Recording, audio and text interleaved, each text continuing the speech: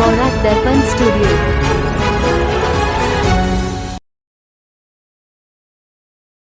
উপস্থিত পুরুষোত্তম পূজারী ঋত্বিক দেবতাগণ, উপস্থিত বিভিন্ন এরিয়া অঞ্চল থেকে আগত উপযোজনার পরিচালক দাদারা দিদিরা, উপস্থিত অগণিত ভক্তমণ্ডলী শ্রদ্ধেয় দাদারা মায়েরা, ছোট ছোট ভাই বোন শিশুরা, সকলকে আমার আন্তরিক শ্রদ্ধা প্রীতি ভালোবাসা জয়গুরু জানাই। আজকের দিনটা বড় আনন্দের দিন। প্রত্যেকটা গান এত মনে হয়েছে দেওঘরে আছি। দাদারা যারা নিবেদন করলেন ঠাকুরের চরণে, আচার্যদেবের চরণে, পূজা গোবিন্দার চরণে, খুব খুব ভালো হয়েছে।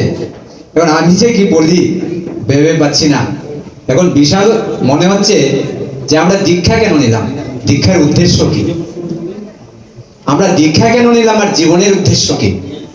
আমি আজকের আনন্দটা ম্লান করব না, ছোট্ট কয়েকটা কথা বলেই শেষ করব। বিষয় হচ্ছে আমরা দীক্ষা নিলাম দুটা কারণের জন্য, নাম এবং ধ্যানের জন্য দীক্ষা নিলাম। এই উদ্দেশ্যে আমরা দীক্ষা নিয়েছি প্রতি প্রত্যেকে। আর আমরা জীবনের উদ্দেশ্য কি? জীবনের উদ্দেশ্য হচ্ছে আমাদের পরম প্রেম শ্রী শ্রী ঠাকুরের চরণ প্রাপ্তি আর আচার্যের সক্রিয় অনুরক্তি। এটাই হচ্ছে আমাদের জীবনের উদ্দেশ্য। এই উদ্দেশ্য থেকে যদি আমরা সরে যাই তাহলে আমাদের জীবনের কিচ্ছু হবে না। আমরা বহুত বহুত ভাগ্যবান যে এবার পরমদয়াল পরম প্রেমময় শ্রী শ্রী ঠাকুর এবার আমাদের হতভাগা করে যাননি। তিনি আচার্য এবং আচার্য পরম্পরার মধ্যে দিয়ে আমাদেরকে প্রতি মুহূর্তে আমরা তার সঙ্গে যুক্ত থাকছি। এটাই আমাদের জীবনের সবচেয়ে বড় সম্পদ। আমি আচার্যের উপরে অনেক বাণী আছে, আমার স্মৃতিশক্তি একদম কম বলে যায়। একটি বাণী পাঠ করছি, দেব দেবতা হাজার ধরিস, আচার্যই যার ইষ্ট নয়, স্পষ্টতর বুঝে রাখিস, জীবন চলনায় নেহাত ভয়। শ্রী শ্রী ঠাকুর। আচার্যই হচ্ছেন আমাদের জীবনের মূল, আচার্যই হচ্ছেন সৎসঙ্গের ফ্যাক্টর। আমরা প্রত্যেকেই জানি, প্রত্যেকেই দীক্ষা নিয়েছি। জীবনের অনেক রথী মহারথী আমাদের এই ছোট্ট একটা বিষয়ের জন্য আমরা ঝরে পড়ে গেছি। আমাদের আচার্য পরম্পরা পরম পূজ্যপাদ শ্রী শ্রী রবীন্দ্র দাদা আজকে সেই সারা পৃথিবীর লক্ষ লক্ষ লক্ষ লক্ষ যুবক যুবতীকে যেভাবে প্রেরণা দিয়ে যাচ্ছেন, জীবনের দিশা দিয়ে যাচ্ছেন, এলোমেলো জীবন থেকে আমাদের একটা সুন্দর জীবনের আলো দেখিয়ে দিচ্ছেন, এই হচ্ছেন আমাদের পরম পূজ্যপাদ শ্রী শ্রী রবীন্দ্র দাদা। তাই আসুন আমরা প্রতিনিয়ত যেন আচার্য কেন্দ্রিক হয়ে চলি, আচার্য পরম্পরা পূজা রবীন্দ্র হয়ে চলি। এটাই হচ্ছে আমাদের জীবনের উদ্দেশ্য। সৎসঙ্গ করার সার্থকতা, তার দীক্ষা নেওয়ার সার্থকতা, পবিত্র পাঞ্জার অধিকারী হওয়ার সার্থকতা। জীবনের মূল হচ্ছে আমাদের আচার্য এবং আচার্য পরম্পরা। আমার জীবনের ছোট্ট একটি ঘটনা এখানে বসে মনে হয়েছিল, বর্তমান আচার্যদেব, তিনি আচার্যদেব হওয়ার পরে তিনি দীক্ষার কার্যে এসেছিলেন। সেই শিলচরে আমি দাঁড়িয়েছিলাম। মানুষরা তো দেখতেই তো বুঝছেন, ছোটখাটো মানুষ, শত শত ভক্তের মাঝখানে ছিলাম। আচার্যদেব সেই শিলচর মন্দির থেকে বেরিয়ে যাচ্ছেন, হঠাৎ করে আমার দিকে হঠাৎ একটু সেকেন্ডের মধ্যে নিক্ষেপ গেল। তিনি গাড়ি থামিয়ে এইভাবে ডাকলেন, গাড়িটা স্টার্ট দিয়ে দিয়েছিলেন, এইভাবে ডাকলেন, আমাকে একটা গ্লাসের সামনে নিয়ে আমাকে একটা কথা বললেন, আমার একান্ত ব্যক্তিগত জীবনের চলনার কথা বললেন। আমি কিভাবে চলবো, আমার চোখে জল আসলো। আমি বললাম যে আগে আপনি যা ভেবেছিলেন আমাকে প্রথম দিন থেকে, সেটাই আমি হতে চাই, আমি তো এটাই চাই বলে তিনি গ্লাস লাগিয়ে দেন, গাড়ি চলে গেল সেই এয়ারপোর্টে। আজকে আমাদের জীবনে আমরা যদি আচার্য না পেতাম, আমরা যদি আচার্য পরম্পরা পূজা রবীন্দ্র থেকে না পেতাম, তাহলে আমাদের জীবন একদম ফাঁকা। তাই আসুন আমরা বেশি কথা না বলে আমরা আচার্য কেন্দ্রিক হই, অবিন্দা কেন্দ্রিক হই। প্রত্যেকটা পরিবারে যেন আমরা সৎসঙ্গ মাতৃসম্মানে আচার্যের বিগ্রহ রাখি, পূজা গোবিন্দ দাদার বিগ্রহ রাখি। আমরা যেন প্রত্যেকে আচার্য প্রীতি করি। আমিও আচার্য প্রীতি করি ছোটবেলা থেকে। আর রবীন্দ্রের কথা বললাম না, এটা নন অফিসিয়াল, এটা আমার বলা ঠিক না। হ্যাঁ, যদিও আচার্য প্রীতি করা দরকার, প্রত্যেকটা সৎসঙ্গী মাত্রেই ইষ্টপ্রীতির পরিপূরক হিসেবে আরেকটি প্রীতি করতে হয়, সেটা হচ্ছে আচার্য প্রীতি। তাই আমি এই শুভ দিনে শুভক্ষণে প্রার্থনা করব, আমি অনুরোধ করব, আমরা যারা এখনো আচার্য প্রীতি করি না, আমরা প্রত্যেকেই যেন আচার্য বৃদ্ধি ধরে ফেটি শুরু করে দিই। আর কি বলবো, মার কাছে মামার বাড়ি বলবো। আপনারা সবাই ভালো থাকেন, আনন্দে থাকেন। ঠাকুরকে নিয়েছিলেন, আচার্যদেরকে নিয়েছিলেন, পূজা গোবিন্দাকে নিয়েছিলেন, এটাই আমার প্রার্থনা। জয় গুরু বন্দে পুরুষোত্তম। আজকে যিনি সৎসঙ্গ দিলেন, সৎসঙ্গ দাতা পরম প্রেমশ্রী ঠাকুরের চরণে, আচার্যের চরণে, পূজা গোবিন্দার চরণে ওনার বিধি আত্মার মঙ্গল প্রার্থনা করছি, ওনার পরিবারের মঙ্গল প্রার্থনা করছি। আজকের এই জীবন্ত প্রাণবন্ত সৎসঙ্গে যারা আসতে পারেননি তাদের মঙ্গল প্রার্থনা করছি, যারা এসেছেন প্রত্যেকের মঙ্গল প্রার্থনা করছি। আমরা সবাই যেন আচার্য কেন্দ্রিক হয়ে উঠি, আচার্য পরম্পরা কেন্দ্রিক হয়ে উঠি। জয় গুরু। দাদা মেয়েদেরকে আন্তরিক আনন্দিত বীরেন্দা বিধি আত্মার শান্তি কামনা আজকের এই সৎসঙ্গ। আমরা সবাই মিলে পরমপিতা রাতুল শ্রীচরণে এই উদ্দেশ্যে স্বপ্নমোদন করেছি। আর সবাই মিলে যখন প্রার্থনা করা হয় ঈশ্বরকে, ঠাকুরকে, আমাদের বিশ্বাস যে ঠাকুর সেটা মঞ্জুর করে। পূজ্যপাদ শ্রীদাতা একবার শিলংয়ে বলছিলেন যে মৃত্যুটাকে এনজয় করতে হয়, মৃত্যুটাকেও এনজয় করতে হয়, অতি স্বাভাবিক। ওনারা তো জানেন যে ঈশ্বর বলছে মৃত্যুটাকে এনজয় করতে হবে। তিনসুকিয়া মন্দিরে একজন দাদা ছিলেন, পরম ভক্ত ঋত্বিকদা। তিনি বলে গেছেন, অমুক দিন এতটার সময় আমি চলে যাব, এই দেখো আমার বিছানার নিচে, তুষকের নিচে প্রচুর টাকা আছে, এখান থেকে একটা টাকাও তোমরা আমার শ্রাদ্ধে খরচা করবে না, সব ঠাকুরের টাকা, সাবধান। স্পষ্টভাবে বলে গেছে, অমুক দিন এই সময় আমি চলে যাব, ওদিকে এই টাকা খরচা করবে না, অন্য যেভাবে যা করো করো। আর ঠিক ওই সময় তিনি চলে গেছেন। তিনি এনজয় করেছেন মৃত্যুটা, কিন্তু তিনি এনজয় করেছেন। ওদিকে এই যে আমরা গান গাই না যে ইহলোক পরলোক হারায় না, আমরা ঠাকুরকে ধরলাম, তার রাতুল শ্রীচরণে আশ্রিত। আমরা কিন্তু এই জীবনের সাথে, এই জীবনেই যে তার সাথে সম্পর্কটা শেষ তা না। কিন্তু আমরা হিন্দু ফিলোসফিতে বিশ্বাস করে যে আত্মা থাকে, পুনঃ সেটা জন্ম হয়। আচার্যদের আমি শুনেছি জুন মাসে বলছেন, যারা সুইসাইড করে, আত্মহত্যা করে, এদের কিন্তু পুনরায় জন্ম হতে অনেক কষ্ট হয়। তিনি বলছেন পুনরায় জন্ম হতে অনেক কষ্ট হয়। আর এমনিতে কিন্তু আমাদের শাস্ত্র অনুযায়ী, হিন্দু শাস্ত্র অনুযায়ী আত্মা তো আবার আসে, পুনর্জন্ম হয়। তো এই যে ইহলোক পরলোক হারায় না, তার মানে কি সত্তার সাথে ঠাকুর কিন্তু, আমার শরীর ছেড়ে যখন চলে যায় সত্তা, তখন ঠাকুর থাকে। ঠাকুরকে প্রশ্ন করা হয়েছিল যে ঠাকুর,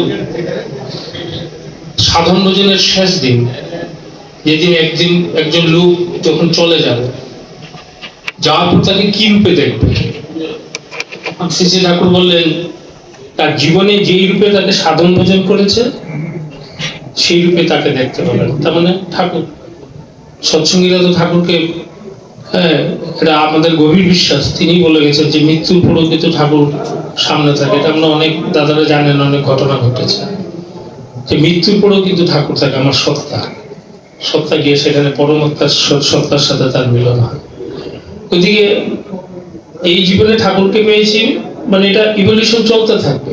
এই সত্তাটাকে আবার হয়তো আরেকটা পরিবারে, আরো উন্নতি পরিবেশে তার জন্ম হবে। ঠাকুর এটাকে বলেছেন continuous evolution of life, continuous evolution of life. হ্যাঁ, এই যে যারা ঠাকুরের সৎনাম গ্রহণ করে ভালোভাবে চলছে বা ঠাকুরকে ধরে চলছে, এদের সেই গৃহে, হ্যাঁ, ওই সুসন্তানের জন্ম হয়। তাই ওদিকে এটারও ইভলিউশন আছে, এটারও বিবর্তন আছে, কিন্তু সবটারও। কিন্তু মূল চাবিকাঠি একটাই, যে তার রাতুল শ্রীচরণে নিজেকে অর্পিত করা। আমি কিভাবে তাকে ভালোবেসে, প্রেমে, তাকে কি করে সবসময় মাথায় নিয়ে বহন করে চলবো। আমরা আমাদের আবার অনেক কখনো কখনো আমাদের প্রবৃত্তিমুখী হয়ে যাই, এটা আমাদেরকে টেনে নিয়ে আসে। আমরা আশীর্বাদ আনি, আশীর্বাদ, কোনো বিপদে পড়লে গাড়ি কিনবো বা এই কিনবো সে কিনবো, বিপদে পড়লে আশীর্বাদ আনি, আনলাম, সৎসঙ্গে দেওঘরের মন্দিরটা, মানে দেওঘর থেকে আসা রাস্তা ওঠার পরে সেটা ভুলে যায়, এই আশীর্বাদটাকে এক্সিকিউট করি না। এই তখন কিন্তু আশীর্বাদ কিন্তু অভিশাপ হয়ে দাঁড়ায়। এর চেয়ে বেটার তার আশীর্বাদ ওইভাবে নিবেদন করে না। গতিকে খুব সাবধান, জীবনে চলতে গেলে আমরা খুব সাবধান থাকতে হবে, খুব সাবধান থাকতে হবে।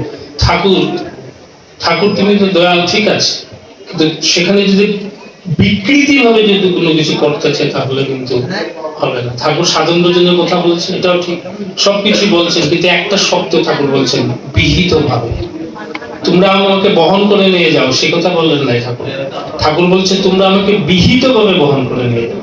আমি যেইভাবে তাকে চলতে হবে নিয়ে সেইভাবে, ওই যে আমাদের মিন্টু দা যেটা বললেন যে আচার্য পরম্পরা, এটা মানতে হবে, এটা আমার স্বার্থে মানতে হবে। আমি যদি মানুষ হতে চাই, আমি যদি চাই আমার জেনারেশন ঠাকুরের আতুল শ্রীচরণের আশ্রয় গ্রহণ করো, সেটাকে মানতে হবে।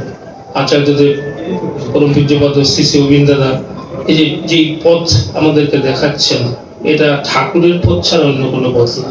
গতিকে নেক্সট জেনারেশনটাকে আপলিফ্ট করার জন্য, নেক্সট জেনারেশনটাকে ইন্ট্যাক্ট করার জন্য গ্রহণ করতে হবে। সৎসঙ্গ দিয়ে অনেক কর্মী আছে, তবে এদের নেক্সট জেনারেশনে যারা সন্তান সন্ততি, তারা কিন্তু ঠাকুরের লাইন থেকে অনেক দূরে। কারণটা কি? কারণটা একটাই, যে আচার্য কেন্দ্রিক জীবনকে তারা তেমন একটা গুরুত্ব দেয়নি। আমাদের দেওঘরে ইঞ্জিনিয়ার, এখন যে ইঞ্জিনিয়ার আমরা সঞ্জীব দেও ছিল, ইঞ্জিনিয়ারদের একটা কথা বলছেন, আমি যখন ছোটবেলায় আসছিলাম দেওঘরে, তখন কর্মী দাদা অনেকের সাথে আসলাম, এসে মন্দিরের দিকে ঘোরাঘুরি করলাম, খেলাধুলা করলাম, চিড়িয়াখানা দেখলাম, এই চলে গেলাম, কোনো কিছু পেলাম না। হ্যাঁ, আচার্যর প্রতি যে কমিউনিকেশন, তার কাছে গিয়ে বসা বা কোনো কিছু আমাকে বলেননি, আমি চলে যেতাম। পরে যখন আসলাম, এখন এসে তো দেখছি এই অবস্থা, যে আচার্য সঙ্গ না করলে কোনো কিছু বোঝা যাবে না, অবিন্দের সঙ্গ না করলে কোনো কিছু বোঝা যাবে না। ওই দাদা, ওই সঞ্জীব দল ছিল, ওই দাদা এই কথাটা বলছে, তো মূল কথাটা ওইটাই। না তো ঠাকুর বই লিখেছেন, সবকিছু লিখেছেন, আর কোনো কিছু বলে না বললেও হতো। মূল কথা ম্যানিফেস্টেশন অফ আইডিওলজি যেটা, এটা তার মধ্যে দেখা যায়। তাই আচার্যদেবের যেটা ব্যক্তিত্ব, সেটা হচ্ছে ইষ্টচেতন ব্যক্তিত্ব। অবিন্দাদার ব্যক্তিত্ব ইষ্টচেতন ব্যক্তিত্ব। এই ব্যক্তিত্ব এত ক্ষমতা সম্পন্ন, এত পাওয়ারফুল, এই দুনিয়াটাকে কন্ট্রোল করতে পারে। আমরা দেখছি এই দুনিয়াটাকে কন্ট্রোল করতে পারে। তার একটা মুখের কথা, নেচার সেটাকে অ্যাকসেপ্ট করে। এটা বাকসিদ্ধ, ওনারা প্রত্যেকেই কিন্তু বাকসিদ্ধ। পূজনীয় মাও তো বললেন যে তোদের বংশে দেখলাম, এই যে আচার্য দেববা যারা আছেন সবাইকে বলছেন তোদের বংশে যা বলিস তাই হয়ে যায়। পূজনীয় মাও তো বলছে। ওইদিকে এমন একটা ব্যাপার যে এইভাবে যদি না চলি তাহলে কিন্তু আদর্শ কেন্দ্রিক হয়ে চলতে পারবো না। দেখুন, সত্য কথা বলতে গেলে আমাদের মধ্যে প্রবৃত্তি আছে। আমি ইষ্টভীতি করি, যজন করি, সবকিছু করি, ঠিক আছে, কিন্তু আমার মধ্যে প্রবৃত্তি আছে। হ্যাঁ, এই প্রবৃত্তি আমাকে কিন্তু টেনে নিয়ে যায় সবসময়। বইপত্র পড়ে, নলেজ দিয়ে, জ্ঞান দিয়ে আমি কতটুকু ধরে রাখবো, কতটুকু আমাকে কন্ট্রোল করতে পারবো নলেজ দিয়ে, জ্ঞান, একাডেমিক এক্সেলেন্সে আমাকে কতটুকু ঠিক করে রাখতে পারবে, ওই সেখানে দরকার।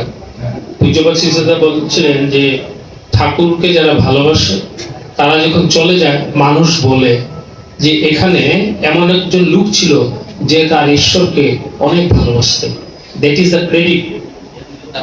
আমি কি করতাম, অফিসার ছিলাম, আমার অনেক কোটি টাকা ছিল, আমার অনেক ডিগ্রি ছিল, এটা বড় কথা। বড় কথা একজন মানুষ তার ঈশ্বরকে, তার ভগবানকে কতটুকু ভালোবাসে। এটা পূজ্যপাদ দাদা বলছেন যে এইভাবে মানুষ ঈশ্বরকে ভালোবাসলে সে চলে যাওয়ার পর, হ্যাঁ, সবাই বলে এই জায়গায় অমুক দাদা নামে একজন মানুষ ছিল, তিনি তার ঈশ্বরকে অনেক ভালোবাসতে পারেন। আর সেটাই, that is the thing that is accountable, এটাকে হিসাবে রাখা হয়। গতিকে আমরা পরম ভাগ্যবান, ঠাকুরের শ্রীচরণে আশ্রিত। আর এই যে দাদা যেটা বললেন, আচার্য পরম্পরার সাথে আমরা ওতপ্রোতভাবে জড়িত। শুধু তাকে ভালোবাসতে হবে, তার নির্দেশগুলি মাথা নিয়ে চলতে হবে, তাকে ভালোবাসতে হবে, করে যেতে হবে। জন্ম মৃত্যু অনিবার্য, আমাদের জীবনে আসবে, আসতেই থাকবে, আসবে যাবে, এগুলো কোনো ব্যাপার না। কিন্তু মেইন কথা হচ্ছে যে তাকে ভালোবাসা। আমি একটা কথা বলে শেষ করছি। এই যে আচার্যদেবকে গিয়ে বলছেন ওনার ক্যান্সার হয়েছে, এই ব্যাপার। তখন আচার্যদেব বলছেন আমাদের এই দেওঘরে 5-6 জন লোক আছে, এদের অনেক 5-6 বছর আগে ক্যান্সার ধরা পড়েছে, ডাক্তার বলছে 6 মাস 7 মাস এরপরে চলে যাবে। কিন্তু ওনারা একটা ভাবছিল, ওনাদের একটা বিশ্বাস যে যতদিন বাঁচি 5-6 মাসেই যদি বাঁচি, এই 5-6 মাসটা সমস্ত সময়গুলো আমি যদি ইষ্ট কাজে লাগাতে পারি, আমি ঠাকুরের কাজে যাতে লাগাতে পারি, এইভাবে তারা চলছে। এখন অবধি বেঁচে আছে, ডাক্তারের কথা বলে কোনো কাজ দিচ্ছে না, এখন অবধি তারা বেঁচে আছে। এই কথাটা ওনাকে বলবেন। তো আসল কথাটা কি? সব তো তার হাতে, সব তার হাতে। আমার জন্ম, আমার মৃত্যু, আমার সব এভরিথিং সব তার হাতে আছে। তিনি ছাড়া কেউ নেই। যে আমরা সব পেয়েছি, সব তো আমরা পেয়ে গেলাম। গতিকে মূল কথাটা হচ্ছে তাকে ভালোবাসবো, তাকে স্মরণ করে এবং বিহিতভাবে তাকে বহন করে নিয়ে যাবো। জয় গুরু। News Borat Darpan Studio